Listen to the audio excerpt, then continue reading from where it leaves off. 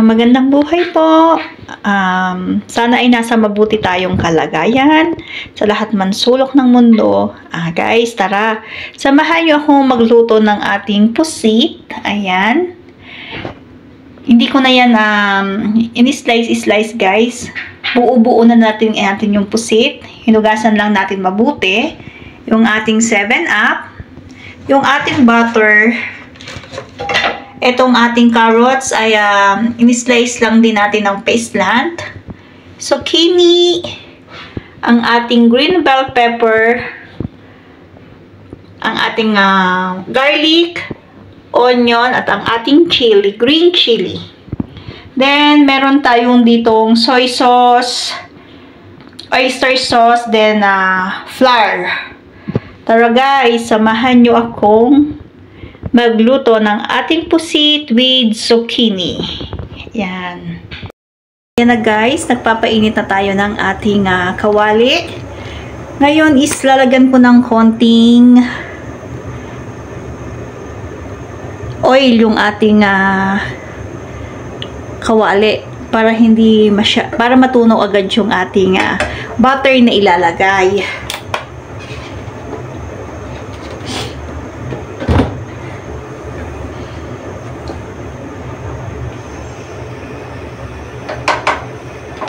So, ayan. Ilagay ko na yung ating butter para malusaw siya.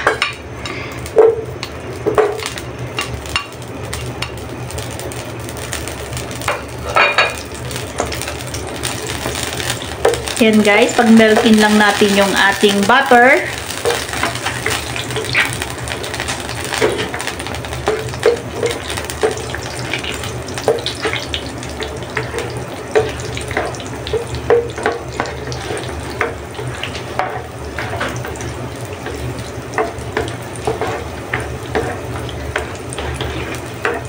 Ayan guys, nagme-melt na yung ating butter. So, pwede na rin natin ilagay yung ating garlic para maluto siya. Ayan.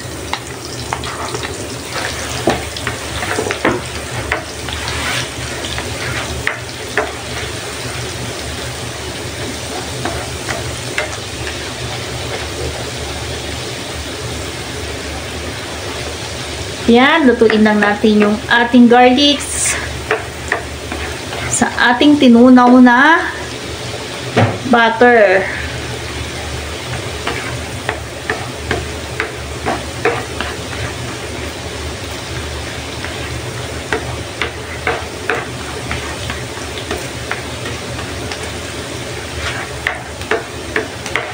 Bango na niya guys, yung ating garlic na niluluto.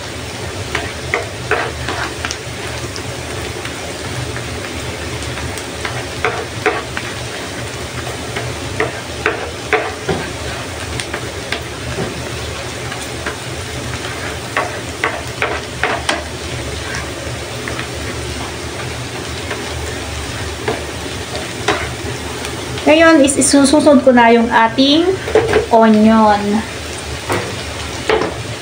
Yung onion natin guys, hinati ko lang sa gitna. Tapos, pinagpatatlong hiwa ko siya.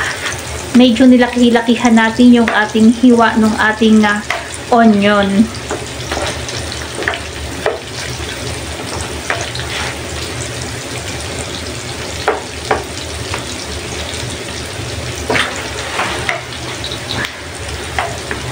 Yan.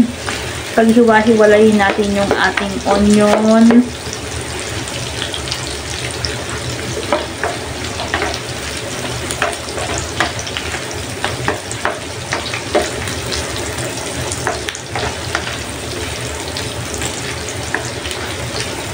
Ang bango-bango na niya. Lumalabas na ang aroma ng onion at saka ng garlic.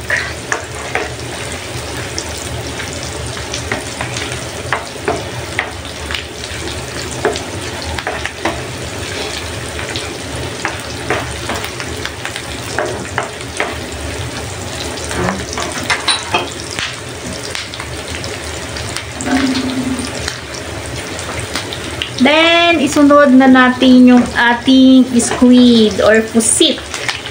Yan.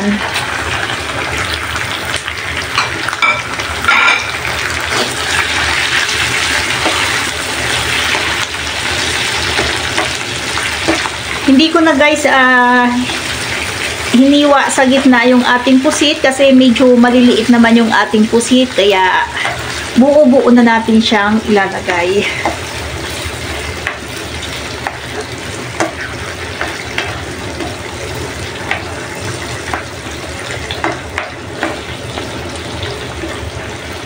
So ayan na yung ating pusit.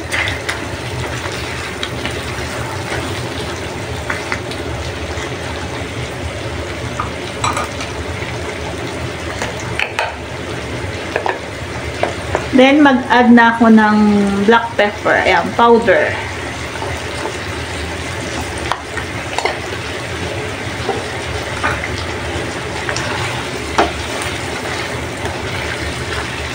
Haluin lang natin para ma-mix yung ating inilagay na black pepper o powder black pepper sa ating inilulutong pusit.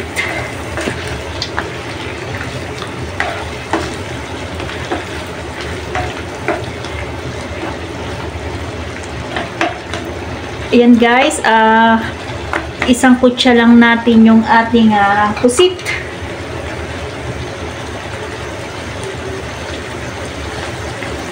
Two minutes lang natin siyang isasangkutsa.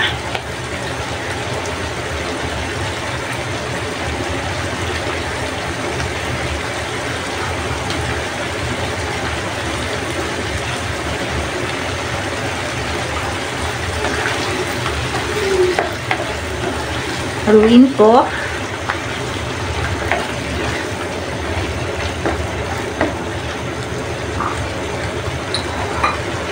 Ilalagay ko na po itong ating soy sauce. Ayan, mga 3 tablespoon ng ating soy sauce yung aking inilagay. Later, mag-add na lang tayo kung kulang siya sa alat.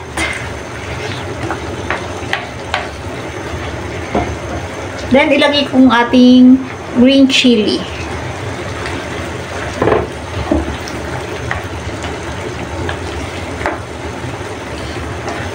After natin mailagay yung ating green chili, ilagay ko na yung ating carrots. At isasabay na rin natin yung ating zucchini. Nakila pa ng ating carrots dito. Then, yung ating green bell pepper. Ayan, para maluto na siya dyan, guys. Ayan. Combine natin yung ating mga ingredients.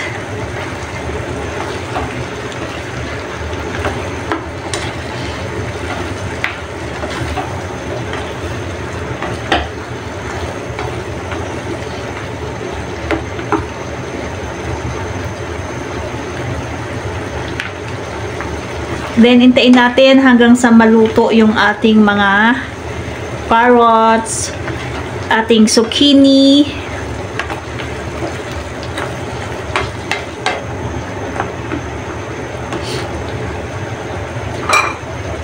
So, guys, lagyan natin din ng konting Sprite para medyo may sauce tayo. Yan.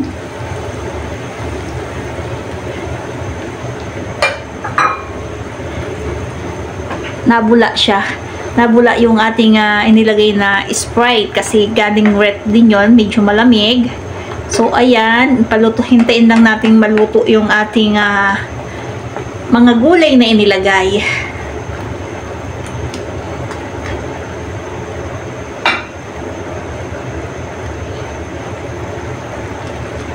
So, ito guys, takpan natin yung ating iniluluto.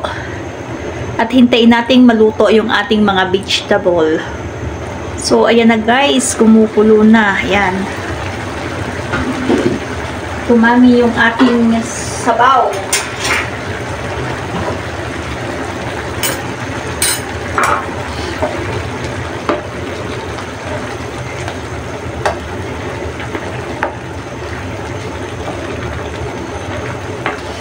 Haluin natin. try nating tikman yung ating carrots kung luto na siya.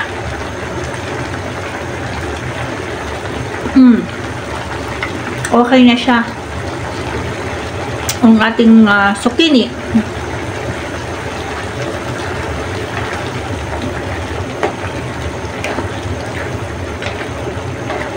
Okay na guys. Okay lang yung ganyan. Yung medyo hot cook. Then, ilagay ko yung ating oyster. Ayan.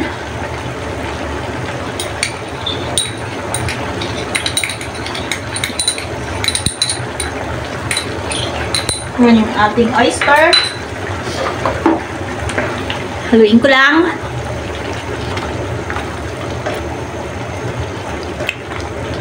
Sarap niya guys. Then, ilalagay ko na yung ating flour na nilusaw ko sa ating tubig para medyo may lapot yung ating sauce. So, ito na yung ating flour na nilusaw sa tubig. Lagay ko na.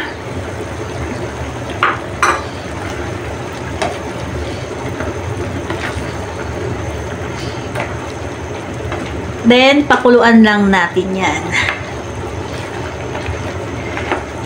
Guys, maraming salamat mo pala sa lahat ng sumusuporta sa aming channel. Sana po huwag kayong magsasawa. At sana rin po nakarating kayo sa dulo ng aking video at meron na naman tayong natutunan bagong menu sa ating pusit. Hindi lang basta i-adobo ang ating pusit, 'di ba? Ito guys, nilagyan natin ng zucchini, ng carrots, bell pepper para maiba naman yung ating luto sa pusit. Ayan. So, ayan, medyo malapot na. Ngayon is titikman natin kung saan kulang yung ating nilulutong pusit. Kulang sa alat, kulang kung saan kulang.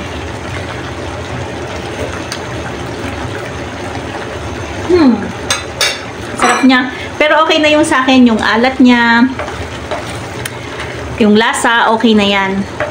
Yung anghang, ayan, maanghang na rin. Gawaan ng ating paminta at ang ating green chili. So, ayan, luto na yung ating pusit with zucchini. Ayan, and carrots.